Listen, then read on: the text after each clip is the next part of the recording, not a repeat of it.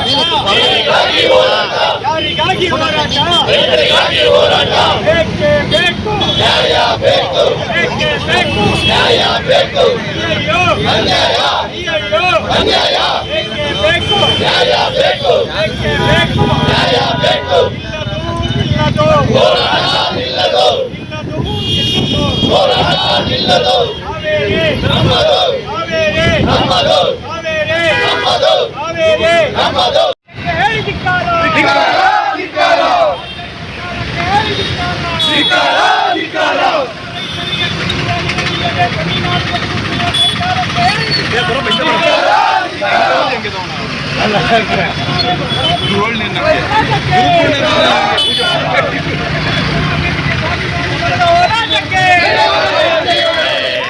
ಈ ದಿನ ಕರ್ನಾಟಕ ರಕ್ಷಣಾ ವೇದಿಕೆ ಸ್ವಾಭಿಮಾನಿ ಬಣ ಕಾವೇರಿ ನೀರಿನ ಉಳಿವಿಗಾಗಿ ಹೋರಾಟವನ್ನ ಬೆಂಗಳೂರು ದಕ್ಷಿಣ ಜಿಲ್ಲಾ ಘಟಕ ಹಮ್ಮಿಕೊಂಡಿದೆ.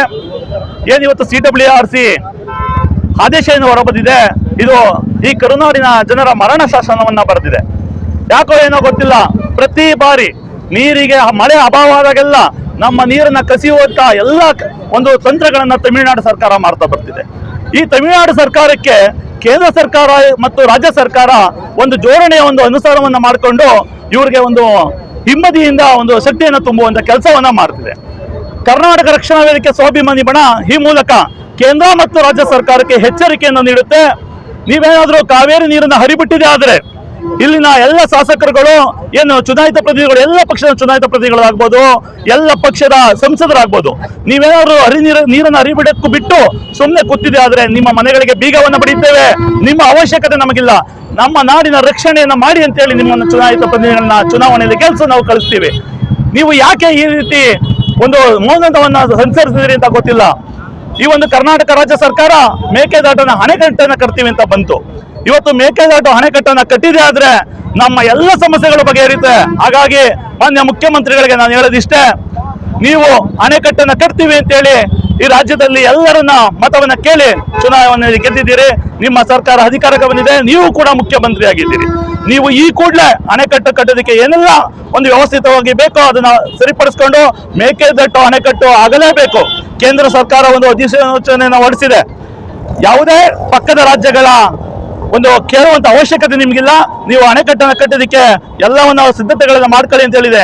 ಇಂದಿನ ಸರ್ಕಾರ 1000 ಕೋಟಿ ಹಣವನ್ನು ಬಿಡುಗಡೆ ಮಾಡಿದೆ, ಹಣವನ್ನು ಇಟ್ಟಿದೆ. ಅದನ್ನ ಎತ್ಕೊಂಡು ನೀವು ಬೇಗ ಮುಖ್ಯಮಂತ್ರಿಗಳು 2 ವರ್ಷ ಅವಧಿ ಇದೆ ನಿಮ್ಗೆ, ಇದೊಂದು ಸುವರ್ಣ ಅವಕಾಶ. ನಿಮ್ಮನ್ನ ನಾವು ಕೊನೆ ಉಸಿರು ಇರುವವರೆಗೂ ಕೂಡ ನೆನೀತೀವಿ. ಮೇಕೆದಾಟು ಅಣೆಕಟ್ಟನ್ನು ಕಟ್ಟಲೇಬೇಕು.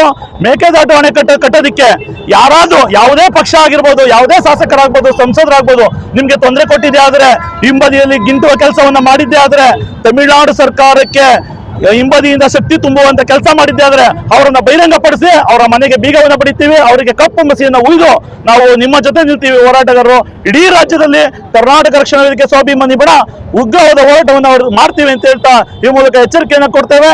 CWRC ವರದಿಯನ್ನ ತಿರಸ್ಕರಿಸಬೇಕು.